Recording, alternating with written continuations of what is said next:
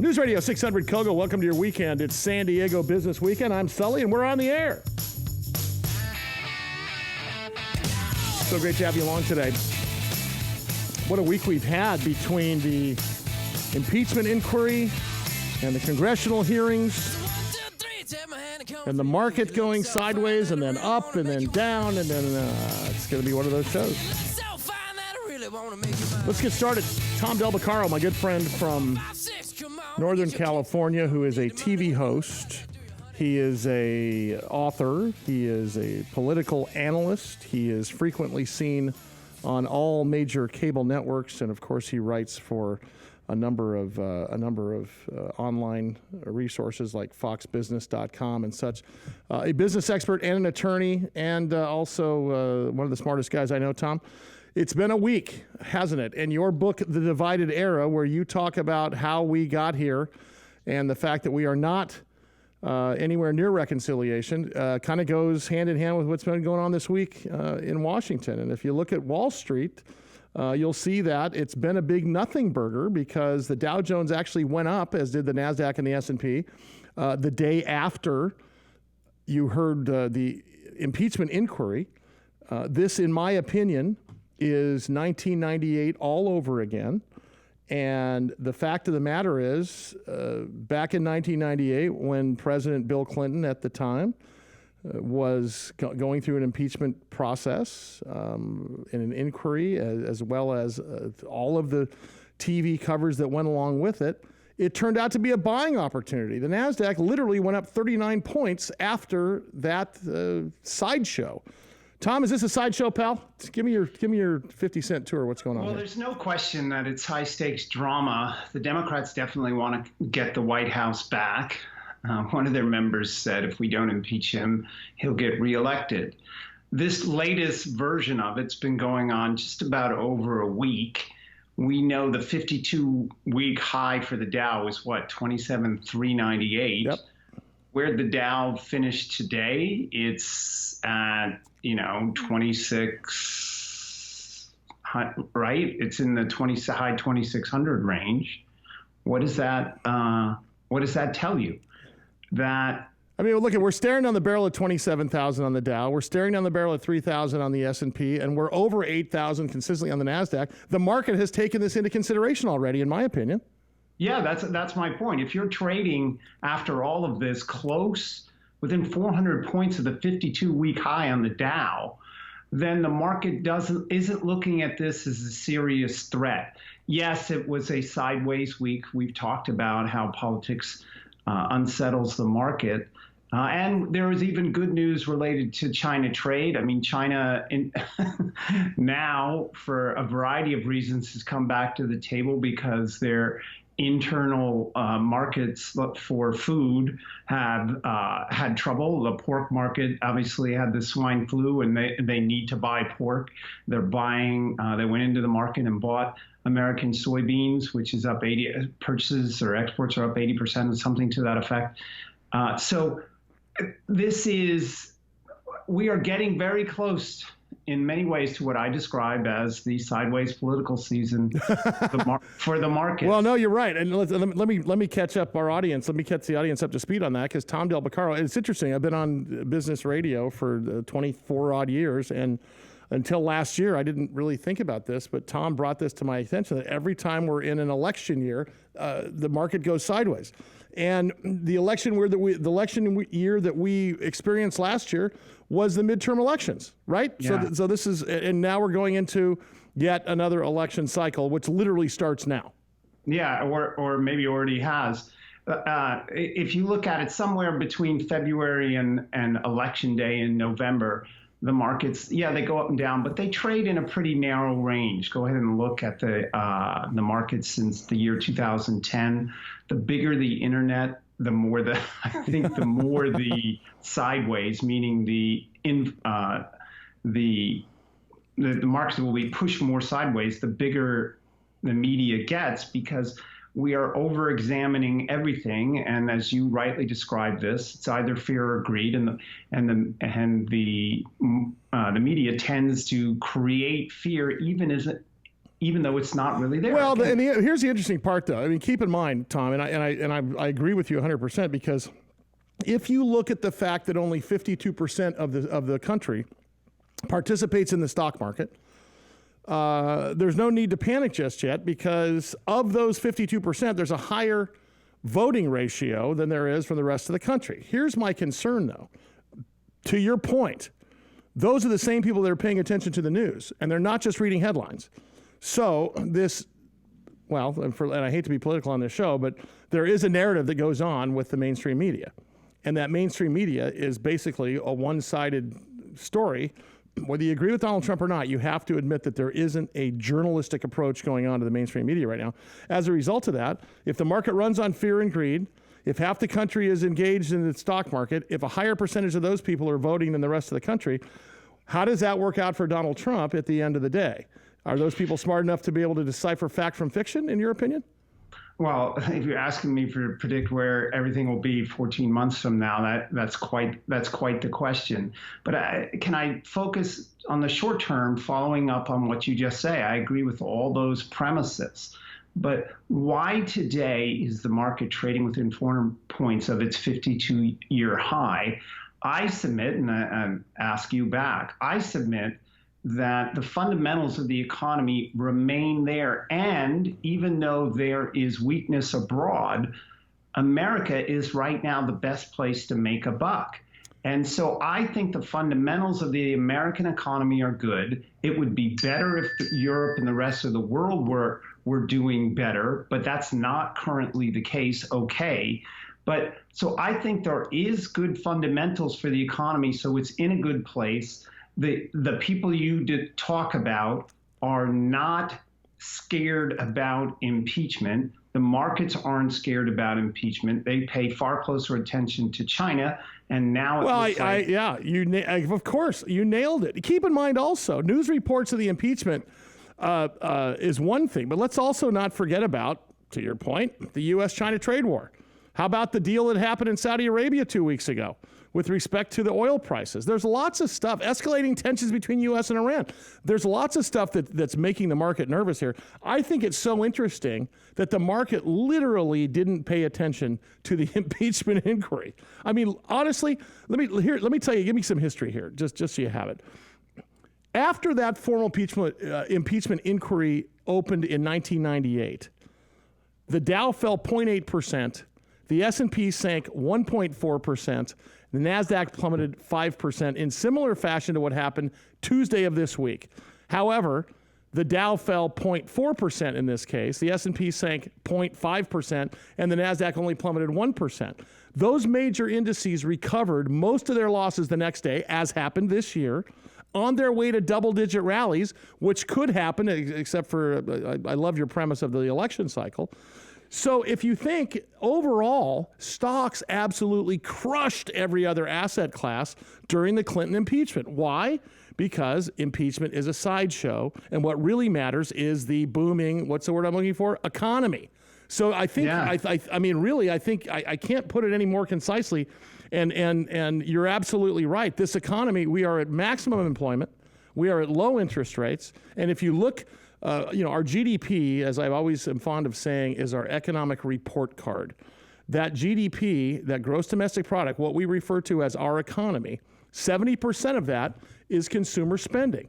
So if you think in terms of spending money, if you're Lowe's, if you're Target, if you're Nordstrom, if you're Home Depot, I think I've covered every arc of every spender in this country, high to low. Every one of those companies has reported killer earnings. They couldn't do so unless we were spending money. So, Tom, I think you're absolutely right. I couldn't agree with you more. Can I add on to that? In a way, the whole impeachment process could actually help the economy and the market. And I'll tell you why. Because you saw Trump make a deal with Japan. Some people said it wasn't comprehensive enough, but he made the deal. It may be that politics over the next 7 months for Trump is dependent on an even better economy, which means that he may be more willing to make a deal with China or some of the other trading partners, and that would allay the fears of the markets. So there's a chance that this impeachment process not only fizzles out for this week, but actually the economy will be better off because Trump will want to make those deals and take that issue off the table for those looking at the markets and investing. With respect to companies that are doing business with China, for example, Apple, obviously, with manufacturing, Samsung, Vizio, I mean, look at every electronics company. And then, of course, there's the rare earth metals companies that are doing business creating batteries for places like Tesla and such. There's a better choice, and I do want to get back to Washington for a second, but I just want to get your opinion on this. There's a better choice. If Vietnam has a laissez-faire attitude towards government. They've got actually cheaper labor than China. Significantly. And I mean, look, I think China average annual laborer costs the U.S. Company $9,300 a year versus $3,800 a year for Vietnam. Why don't U.S. companies just automatically shift there, and they create their own pressure? And I think that's the big question. I want you to stay there and pontificate on that for a moment, because I'm going to ask Tom to sort of think in terms of how we resolve the China issue, and then also we got to talk about what's going on Capitol Hill. I got to get his opinion on the politics side. He wrote the book, The Divided Era. It's about what we're going through right now as a country. And of course, he is the perfect intersection of business and politics. His name is Tom Del Beccaro. Check out his website, politicalvanguard.com, and also buy a copy of his book, The Divided Era. It's right there. Author, speaker, columnist, radio, TV commentator, historian, attorney, businessman, Tom Del Beccaro joins us here on San Diego Business Weekend. I'm Sully, News Radio 600 KOGO.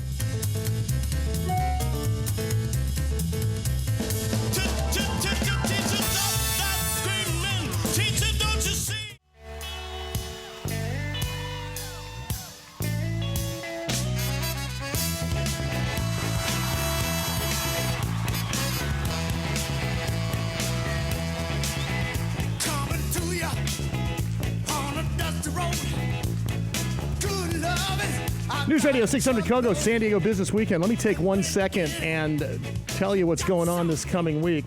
And we'll be talking about it on the San Diego Morning News with Ted and LaDonna, which you hear me every morning. And also we'll be talking about it over at KOSI. Good morning, San Diego. But as you know, I support the Challenged Athletes Foundation I think this is my 9th year doing what's called the $1 Million Challenge, which is a bicycle ride from San Francisco to San Diego.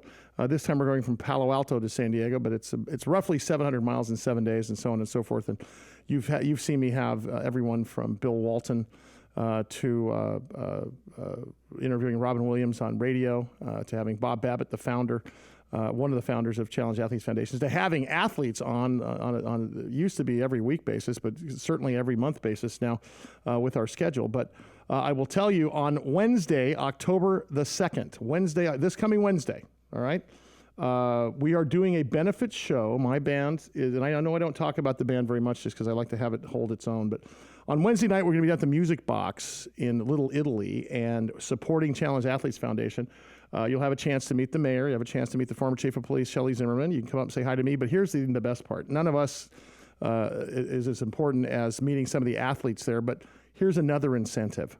We are giving away a $1,000 Visa card at the event. So if you're at the event, you come in and listen to us, come hang out. And by the way, I'm an old dude, so I'm going to start at 7. I'll be done by 9. You'll be in bed by 9:30. This is not going to be a long night.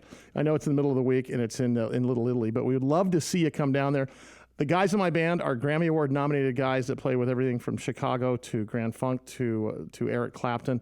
And I think you'll enjoy it, but you'll be able to support the Challenge Athletes Foundation. At the same time, if you show up, somebody's going to give you a little ticket thing, and we're going to call it right up there on stage, and someone's going to walk away with a $1,000 Visa card that night. So we hope you come join us. And by the way, just as it works out, Bob Babbitt is joining me here in just a few minutes, one of the founders of Challenge Athletes Foundation, also the guy who founded Competitor Magazine, Competitor Group, the Muddy Buddy. You ever do one of those mud runs? Bob invented the mud run. In fact, I think he's old enough to have invented the mud. Not sure. He'll be here shortly. Tom Del Beccaro, my guest. Tom Del Beccaro wrote the book, The Divided Era. Look, I don't get political very often, and you guys have heard me on the radio here in San Diego for a quarter of a century, and you know that I'm more of a libertarian. I'm very fiscally conservative. I'm somewhat socially liberal, and I try not to get political, especially on Big Biz Show nationwide and on this show on San Diego Business Weekend. But sometimes you got to get political when the stock market is being hijacked, or at least the distraction is coming out of Washington, and I think that's what this is. Tom, let's garner back to what we were last talking about, and sort of talk about, where you see the tipping point being with China and the U.S. trade deal. How are we going to get out of that deal? I think U.S. companies can get out of the trade deal issues right now just by using Vietnam and their manufacturing, don't you? Yeah, absolutely. Sometimes it's easy for a business. Look, I've been a business attorney for 32 years now.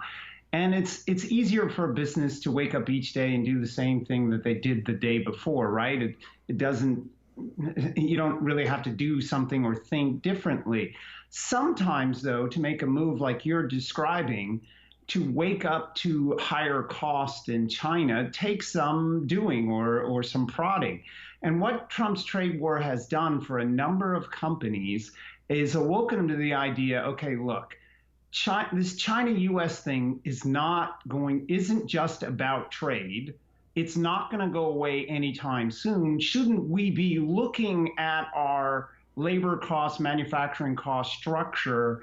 And if we do, is there an alternative? And two alternatives have arisen.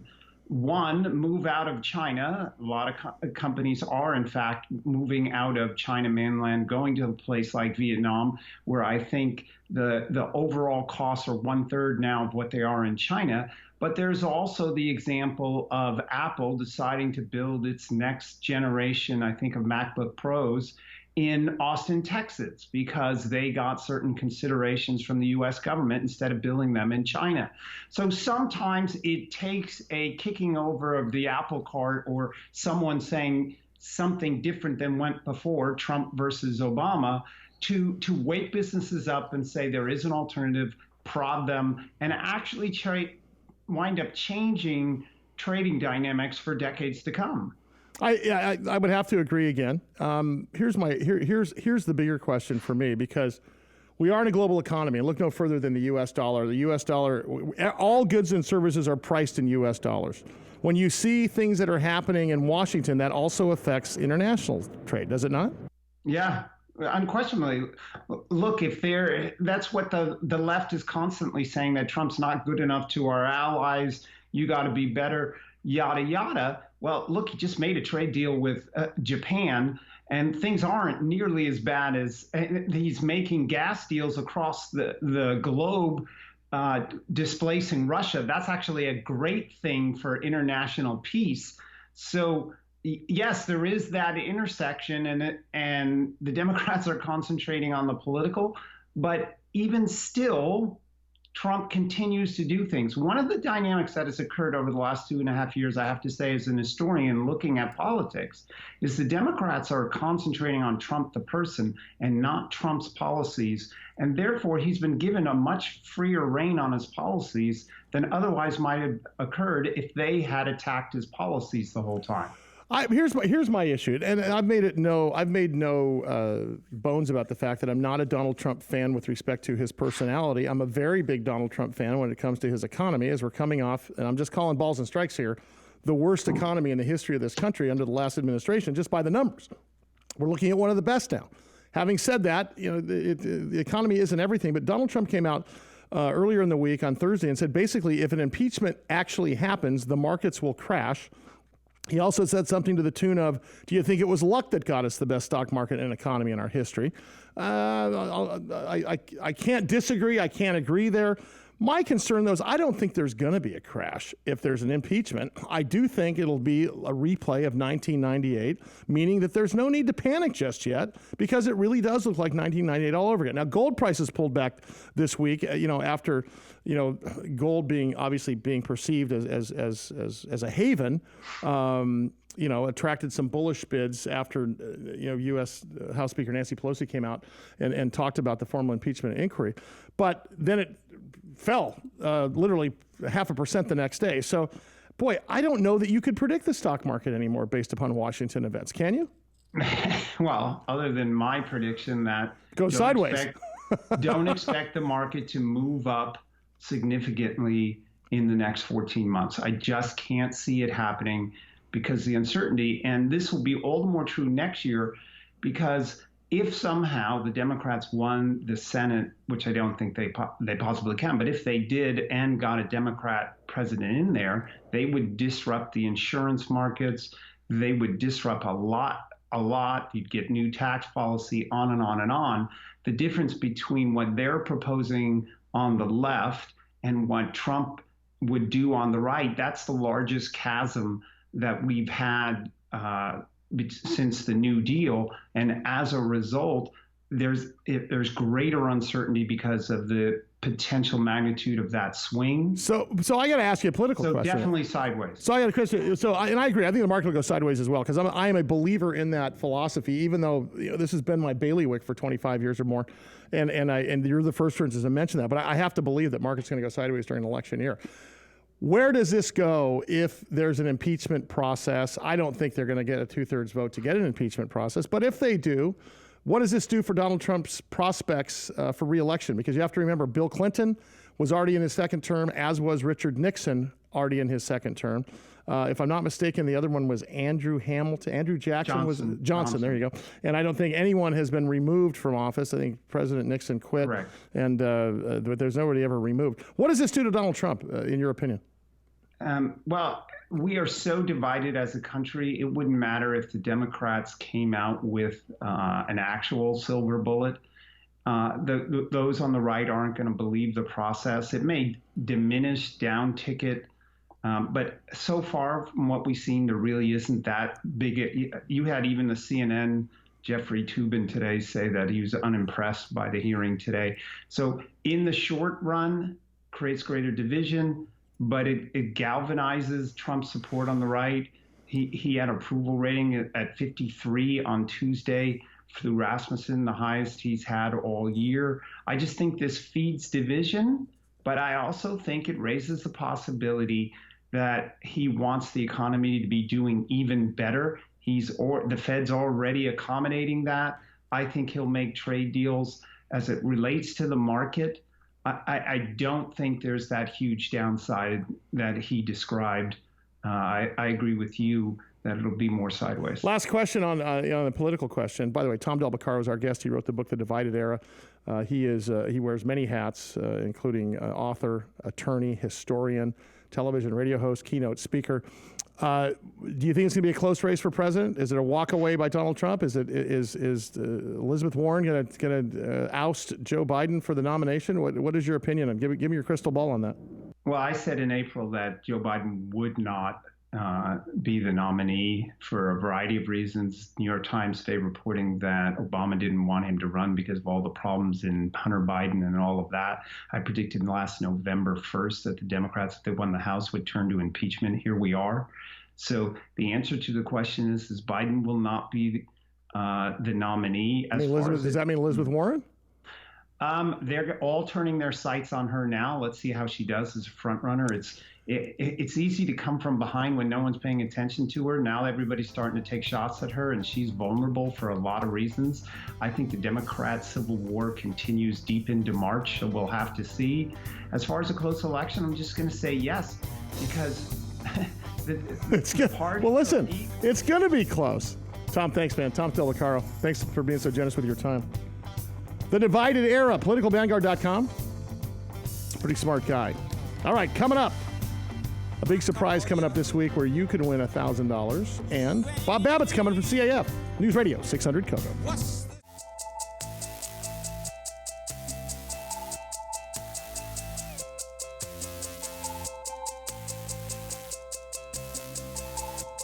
News Radio 600 Kogo, San Diego Business Weekend. I'm Sully. Great to have you along today. And thanks again to Tom Del Beccaro from The Divided Era for swinging by. Catch me every morning on San Diego Morning News with Ted and LaDonna, and of course over at KUSI on Good Morning San Diego. And not forget The Big Biz Show with Rusty Nails. My good friend Bob Babbitt in studio. Bob Babbitt you hear every weekend on Sundays on Extra Sports 1360 Fox Sports San Diego. And of course the founder of Competitor Magazine, Yeah. the Competitor Group, Yeah. the Ride and Tie, the Muddy Buddy, Challenge Athletes Foundation, and I'm certain there's things that you want to admit to inventing, but Exactly. I've known you for a long time. A lot of years. But before I get too far, talk about your weekend show on Extra Sports. Yeah, I was on at 1090 from 1990 till now, and really wanted, at the beginning, the whole idea was, God, I really would like people to know who these runners are and triathletes and cyclists. This is endurance sports, right? Endurance sports. And endurance sports got no play on radio. And my thought was, if people were hearing an interview with Magic Johnson and Wayne Gretzky and then heard an interview with Dave Scott and Mark Allen, maybe they think our athletes are important. And Dave Scott and Mark Allen are two six-time Ironman Ironman world champions. Actually, this is the 30th anniversary of that classic Iron War race. And we're doing a big evening with them at Four Seasons Hualalai.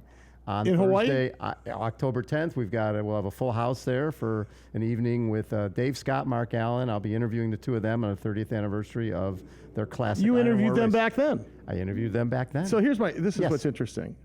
If you think about how the internet works, internet marketing. Yeah. Okay. You could have a show about knitting sweaters for cats.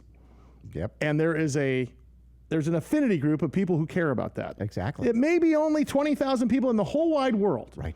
But they're so into it that the internet makes it possible that you could do a podcast about knitting sweaters for cats, and those people might pay for that just to be able to hear that. Right. Now, last time I checked, if someone pays, $20 a month and there's 25,000 of them, last time I checked, that's $500,000 a month. That's a lot of money. money. Now, let me tell you why I'm going down this road.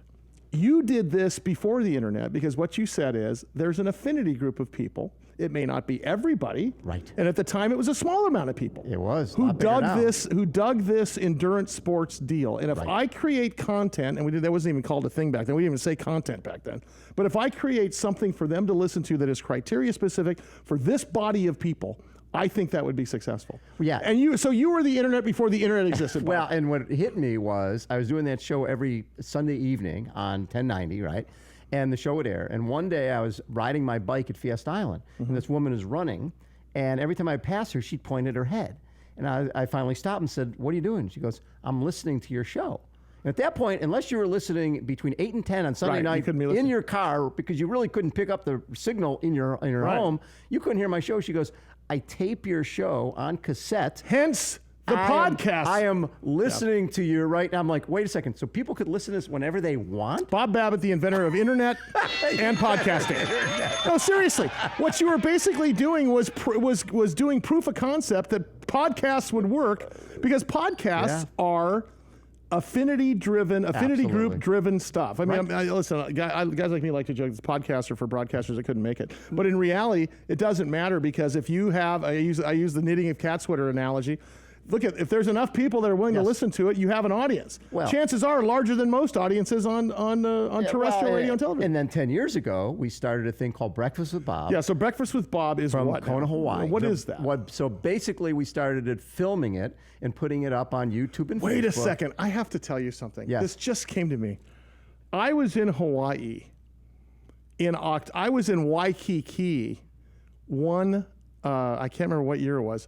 And I don't know if you remember this, but you, for some reason, had a day in Waikiki or a day. We were doing Ironman Revisited. That's what it is. We were doing. I'm looking out my hotel room, and there's a massive amount of people on the beach, and I'm going, "What the heck? Beach. What the heck is that?" That was we went back and recreated as a fundraiser for CAF the original Ironman from 1978, where you had your own support crew and the whole bit, and we did it as a fundraiser for CAF for probably 7-8 years. Right. Yeah. Okay. So not to interrupt you. So Breakfast with Bob is. So what happened was wanted to do these interviews, which obviously been done on the radio. So this was, hey, what if we film these and then put them up on Facebook and YouTube? Sure. So we started doing that. Well, all of a sudden, this last year we did 75 interviews leading into the World Championships at Ironman World Championships. Okay. And we had over 4.4 million minutes of viewing during that week. We had, 875,000 people watching. I get people in the UK and Australia, they say, hey. Oh, you never thought about the world thing, did you? No. And so now we take this show, and we this year is the 10th anniversary. So how about this? The championship edition we do on Sunday at Four Seasons Hualalai. They send limos to pick up my top 4 men and women who were on the podium the day before, and they bring them and their families to the Four Seasons in the limo so that they can be on the show and the families get fed. And I want to be your sidekick. I want to be your cabana boy, your show tool. I want to be the guy that jumps out of the window and stuff on the Four Seasons provides a $17,000 night villa where we do the show from, right? So then they do that because you have all of those listeners listening across the world. Watching around the world. They're watching around the world. So then now we do that show. Breakfast with Bob started in Kona. And now we take it. We just got back from Nice. We did 30 interviews over 3 days and had like a million minutes of viewing. Wow. And then we do it from New York City Marathon. We're doing that in November for the first time. Sure. Boston Marathon. Right. New York City Triathlon. I just got called Daytona Triathlon. Challenge Daytona wants us to do the show from the Daytona Speedway in December. So if I talk about the endurance sports market size, yes. Okay.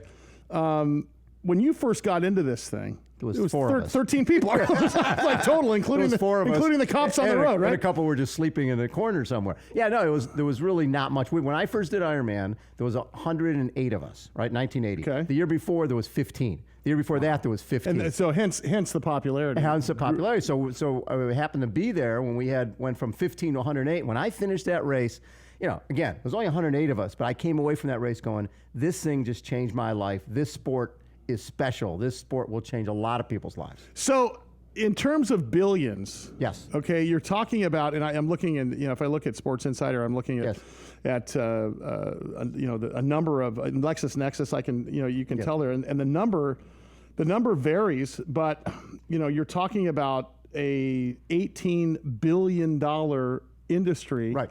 Which is that is rivaling some of the biggest businesses in the world. Well, and by the way, that is just triathlon. That doesn't take in cycling or running or individual sports like biathlon, duathlon, and everything else. Well, and think about it from this side. Even though you probably haven't done a triathlon in a lot of years, you ride a bike. Sure. You swim every once in a while. Sure. And I know you can't run much anymore, but you'd still consider yourself in your when I get a knee knee replacement in November, I may go out there and we'll do it for one of your triathlons. Well, and when triathlon comes on TV, I you always look watch at it and go, I'm a triathlete. Yes. I relate to that. Right. So it's not like you have to be racing at this point to still consider yourself part of the tribe. Well, one of the things I'm getting to is the fact that the events like Ironman sold $900 million. So it's also $1 billion exit strategy for whoever was involved at the time. Right. It sold, actually, the Providence Equity Group had bought them, private equity. They sold it to Wanda for $900 million. And Wanda is a group out of China that bought Ironman, and now they just came on board. I mean, it's a gigantic company. They just came on board as a title sponsor of Diamond League, which is track and field. Sure. Well, they're going to be bringing track and field. It's what you would call pro track and field. It's not really pro, but basically it would be like when pro volleyball hits San Diego or pro soccer hits. It's that sort of disruptive. But you think about it. To get a title sponsorship for Diamond League, I bet you that's a $100 million package. Wow. To get that, and because then they'll be bringing events to China. Sure. And they have the ability to televise them and all the rest of that. So it's pretty crazy. And the piece of this that what's interesting is you're familiar with Bob is not just a personality on television and radio, but you also had your own exit. When you created Competitor magazine, it was a tabloid style weekly. Was it weekly or monthly? It was monthly. And the main thing we had to do was back then, if somebody had a free magazine, it was considered a penny saver, a throwaway. Right. So I had to change perception. If I wanted to get national sponsors, Gatorade and Nike and guys like that, I had to change perceptions and basically say, hey, my magazine has great photography and great editorial. You turned it into a magazine. It wasn't a tabloid. It was a magazine. It was a magazine, but more importantly, I could lay it down next to Runner's World and go, okay, their business model is subscription. My business model is free. ABC, CBS, and NBC is free. They do great content. That's right. And they sell ads around it. That's what I'm going to do. Yeah. Not that I'm lesser than because I'm free.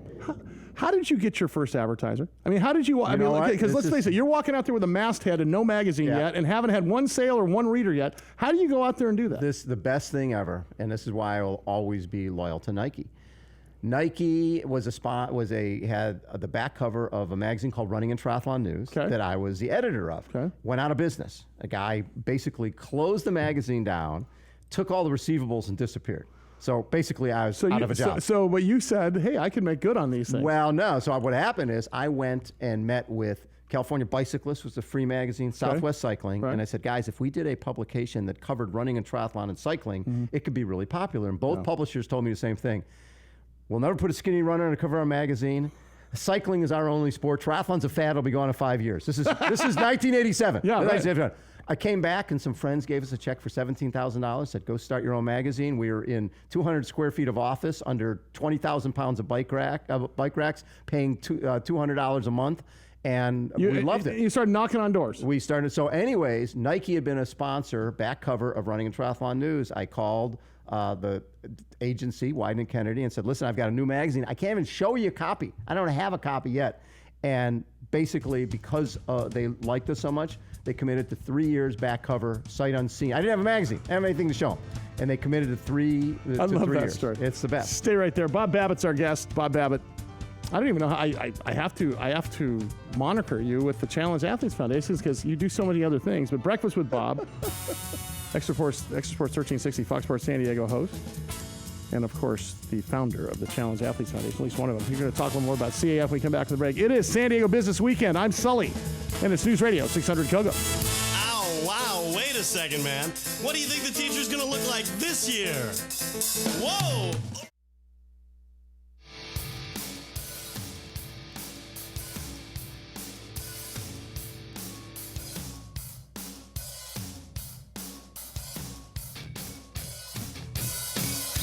Hey, welcome to your weekend. News Radio 600 Kogo, San Diego Business Weekend. I'm Sully. Catch me every morning on San Diego Morning News with Ted and LaDonna. Also, Good Morning San Diego over there at KUSI. And The Big Biz Show with Rusty Nails and I. You go to bigbizshow.com and check that out. That's a national television show that we do every day. Actually, we're on at night.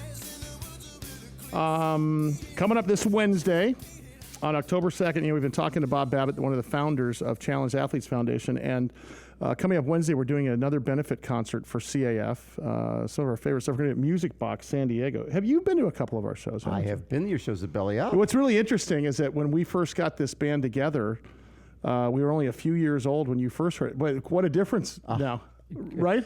And the fact that you have that professional bongo player, Bill Walton, playing that's unbelievable. That guy's got some rhythm. Bill Walton has been on stage with me. There's a great picture. In fact, if I can find it and shoot it over to Chris in time, I'd like to shoot that over somehow because there's a great picture of Bill Walton and myself on stage while, of course, I'm 6'1" and he's like 9'1". Yeah. And literally, I'm looking up at him playing guitar, and he's playing the bongo. The bongos are like, yeah. He's playing the bongos. This Wednesday, October 2nd, we're doing a benefit show at the Music Box in Little Italy. And I know it's a weeknight, but I'll tell you what, because I'm older than the average guy on stage with a guitar, I'll be done by 9. You'll be home in bed by 9:30. Wow. 7 to 9, show, doors open at 6.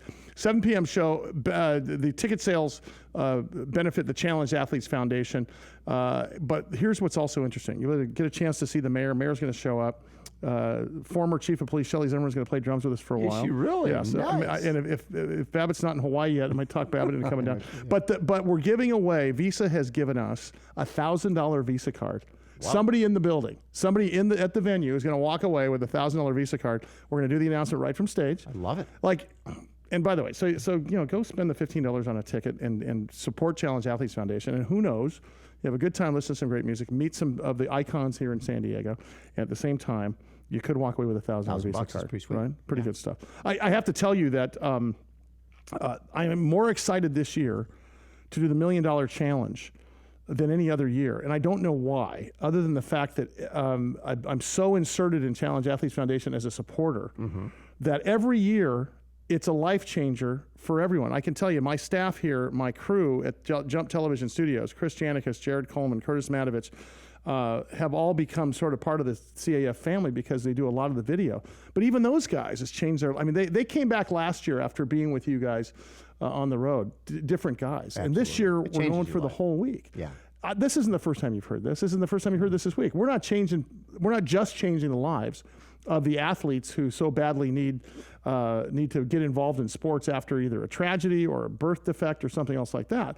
It also changed the people that involved with it. Absolutely. And then you know what? And that's one of the things. I was looking at some old video the other day, and one of our athletes was talking about that. You know what I feel good about is people look to me for inspiration, and I'm inspired by them. Well, I got to make you the tell the story again. You got to sell the Maca story, because the Maca story tells me everything. Absolutely. We came back from a Challenge Athletes Foundation ride, 700 miles in 7 days. We roll in, and we go into La Jolla Shores, and Bob Babbitt's up there with the microphone, calling people's names as they're coming through. I mean, it is a tearjerker of a thing for everyone involved. Yep.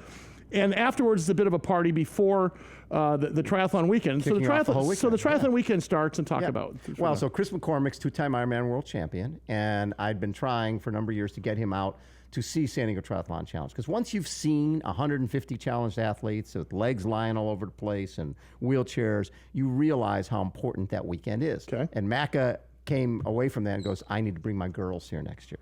And so he brought this guy, he's an Ironman champion. Ironman champion. So the following year, he did MDC with you guys, and that was the year where you guys had rain and wind and hail and locusts. 2010. And, you had everything. Yeah, right? the MDC, by the way, stands for $1 Million Challenge, because the idea was to raise $1 million. Every rider had to raise money to get to $1 million. Well, I will tell you, I've never seen us raise $1 million. It's always $1.5 million or $1.6 million. Always. It's good stuff. So, and people, I think you guys went through like 140 spares. I mean, amount of flats, everything was bad, right? Yes. He gets back and he's out at La Jolla Shores where we're greeting all the riders. And which is a party. And if you don't, you got to go see, if you ever want to be inserted into the CAF, spend 2 hours from 2 p.m. to 4 p.m. on a Friday, October 18th or 19th this year, and just check it out. Come down. So Maca's daughters are out there with his mom, with Maca's wife. And all of our kids are jumping hurdles and running around. They're playing soccer. All of our challenge athletes, 150 of them. Yeah. And these little kids with the blade legs and stuff, the whole thing. Yeah, Maca's wife goes to her daughter, hey, honey, why don't you go play with the other kids? And to show you how much things have changed, rather than people being ashamed of their legs, her daughter goes, Mommy, I can't play with them. I don't have a magic leg like they do. Talk about changing the face of what, all of it. What was used to be called a handicap, Absolutely. then was called a disability, and now it's called a challenge. And they hit it. You covered up. And you saw somebody in a wheelchair, and it was like you went the other direction. Right. I mean, I will tell you, it made having a challenge, it discontinued the uncool factor. How about that? That's the best way I could put it. I was interviewing this 14-year-old gal who had just given a prosthetic leg to in Philly. And I was like, what is it about your leg that you like? She goes, my leg makes me different. It makes me stand out. Isn't that interesting? Yeah, rather than different in a negative way, it makes me stand out. And if you look at all the commercials that are airing now, how many of them have a challenged athlete in it? Because that athlete stands out. And by the way, and the reason they're there is because of you guys. So yourself, and Jeffrey and Rick. And so you guys you're staring on the barrel of 30,000. What are you, 27,000 people you've helped so far? 26,000? Yeah, over 26,0and grants we sent out, and we've raised over $112 million. And this is only since 1994. You guys were founded in 1994, right? I just was watching video from that first race, and from 1994, I just happened to run into some video with Jim McLaren in it, and it just brought back a lot of memories. And the other thing too is 21 million people live with a physical disability in the United States, and 50% of them get zero exercise, and it's not because they don't want to. It's because they can't. Because insurance doesn't cover any of it. Well, insurance will cover a walking leg or a wheelchair for you, right? Basically get you around, but it doesn't cover an adaptive wheelchair or a running leg or, It's considered a luxury item. The insurance companies still consider that a luxury item. Which is insane because 38%, there's a 38% higher obesity problem with children with disabilities. And challenges. You would think that insurance would jump all over this. Absolutely. And the whole idea of eliminating medication, because you know how good you feel when you're exercising and when you have goals. Well, how about this? If you want to play wheelchair tennis, wheelchair volleyball, wheelchair basketball, or my personal favorite, murder ball, which is wheelchair rugby. Yes. You need about $6,000 to buy a wheelchair, something like that. Yes. A single running prosthetic for a single amputee is what, 15 grand? 15 grand. And then and for a pair of those things, 30 grand, obviously.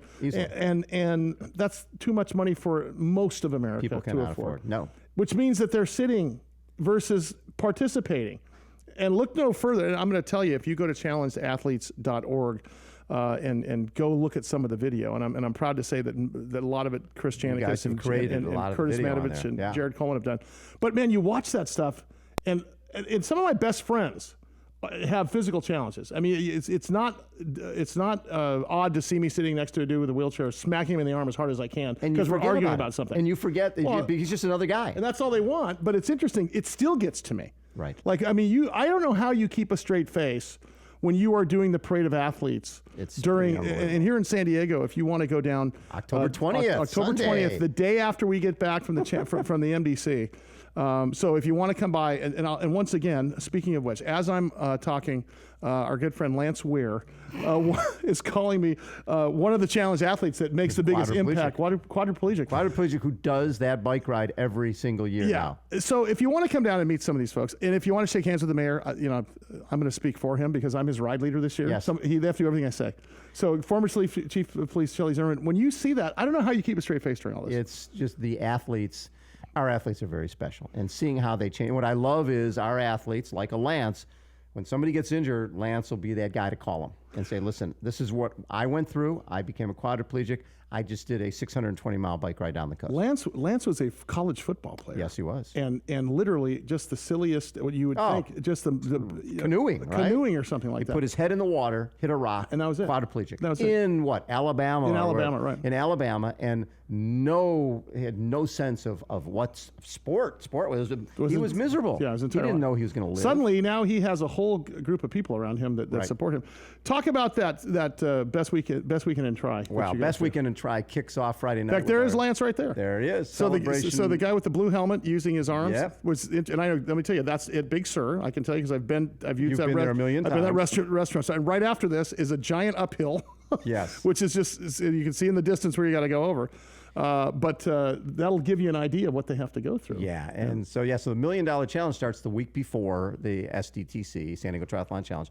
So I always tell people the Friday morning with the surf clinics and the open water swim clinics are pretty special. Yeah. Saturday at the JCC, the Jewish Community Center, watching 150 amputees. Some of them go from Bambi to Carl Lewis in about a minute and a half. No kidding. You see these kids, you need to come out. No, I've never been to the one. Yeah, and watching these kids, some of them are like 2, 3, 4 years old, and on their fire truck legs for the very first time. Then you've got guys like a Blake Leeper, who's a 10.91 100-meter guy, or a Hunter Woodhall, who got a bronze and a silver in Rio.